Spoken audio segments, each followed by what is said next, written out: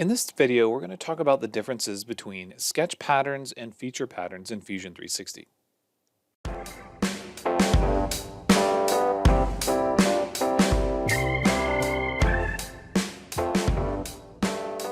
Hey everyone, this is Matt with Learn Everything About Design, and in this video, I want to talk about three different things. We're going to talk about sketch patterns, we're going to talk about feature patterns, and we're also going to talk about the rule fillet. And there's some reasoning behind why we're doing this.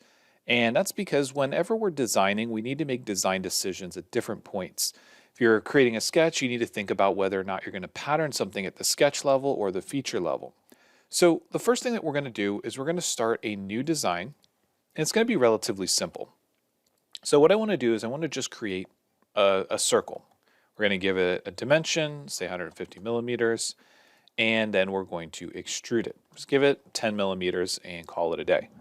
So what we want to do is we want to create a feature that gets cut out of this. And we want to talk about doing that at the sketch level, at the feature level, and what are some of the downstream effects that happen.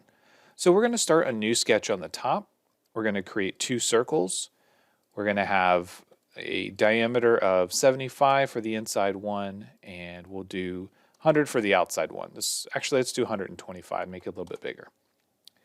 Then let's add a vertical line from the origin, and then let's add some lines over here. We're just going to make some cuts, hit escape, and then we'll turn this into construction.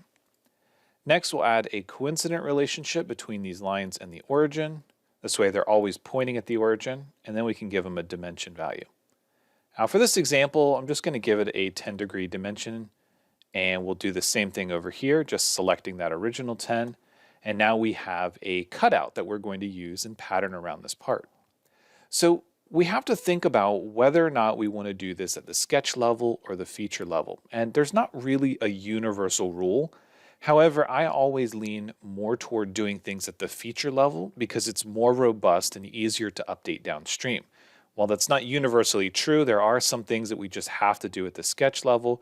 For basic examples like this, patterning a feature around a cylindrical part or doing a rectangular pattern, most of the time you're going to find that doing this at the feature level is going to be a better option. But let's kind of explore why. So I'm going to go into Create, Circular Pattern, and the objects are going to just be these two lines. Then the center point will be the origin, and we'll just allow it to create three instances and finish our sketch.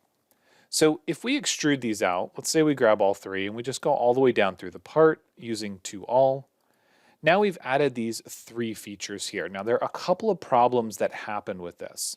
The first thing is if I go ahead and I add a fillet, so let's go ahead and just do a regular fillet, and I add this to each of the vertical edges. Now obviously this takes a little bit of time, and this is only three instances with fairly simple geometry.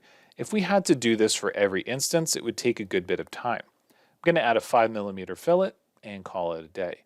So now we have this feature.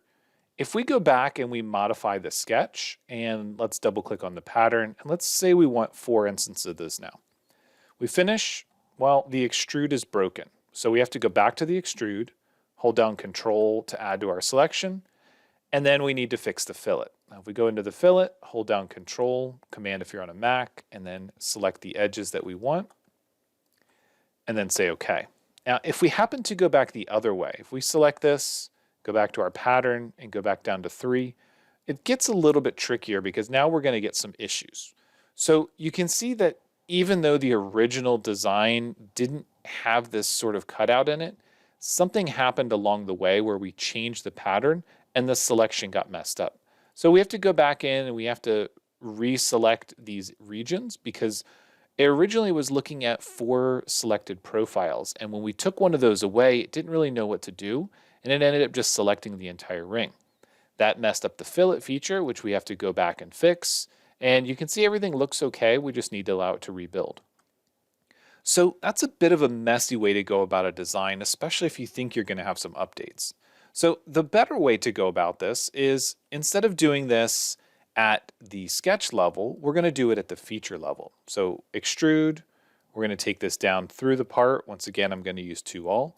Generally, I try to make sure that I'm using the options to go to a face or through all to make sure that things can update if I happen to change the original extrude thickness. The next thing that we're going to do is we're going to again add a fillet. This time we're going to go through and add our 5mm radii fillet. And then I can create a circular pattern of this feature. I can select the original extrude and the fillet.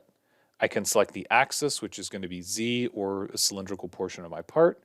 And now I have 3 instances. And this doesn't really care if I have 3 or 13. It's going to pattern the feature, which is the extrude cut, and the fillet all together.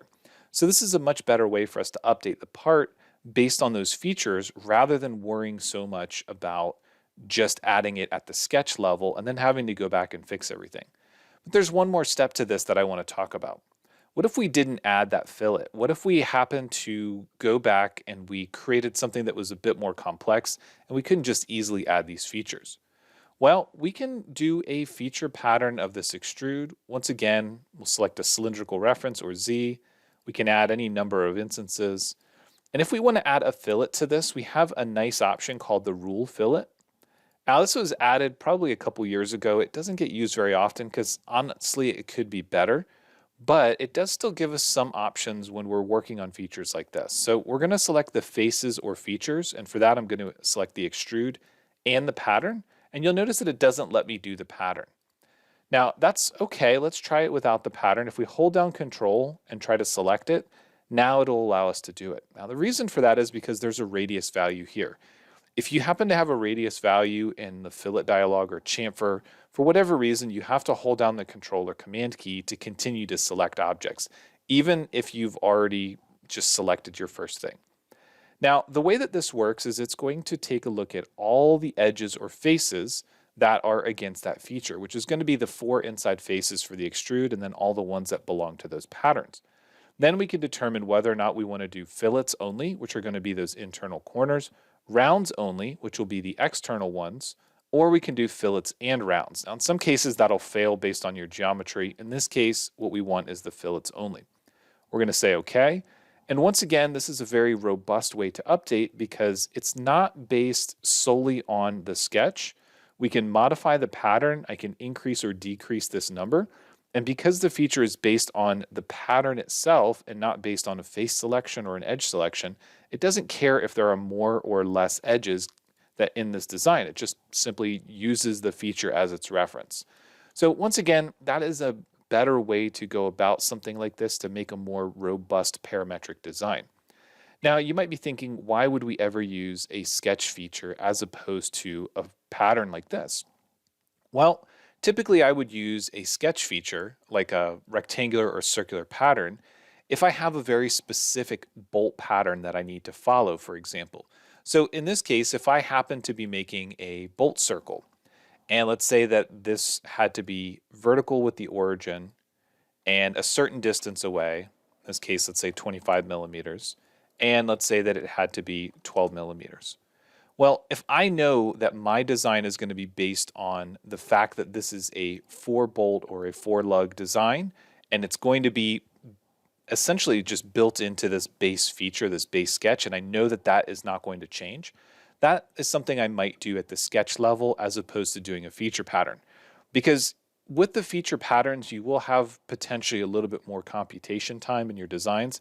You generally don't notice it unless you start to create dozens and dozens of patterns of things.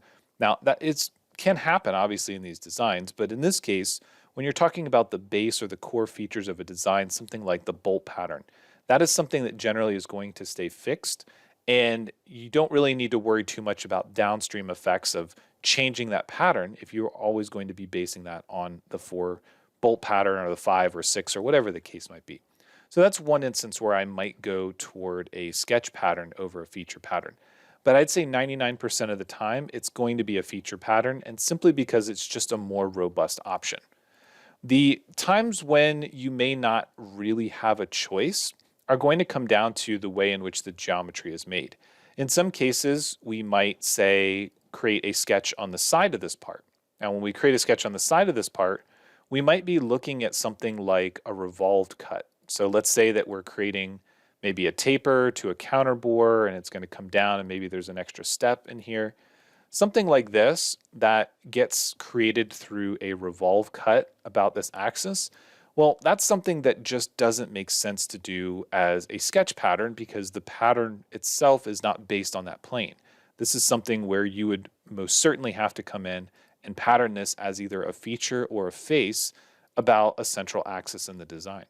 So once again, that's a case where a feature pattern is really going to be the only option, whereas in some cases you might have to decide whether it's a sketch or a feature pattern. If you happen to have a specific instance where you thought that a sketch pattern worked out much better than a feature pattern, please let me know. In most cases, I found that the feature pattern is the best way to go, but there are always going to be exceptions to those rules. So if you have any questions on this, then please let me know. As always, thanks for watching, and we'll see you in the next one.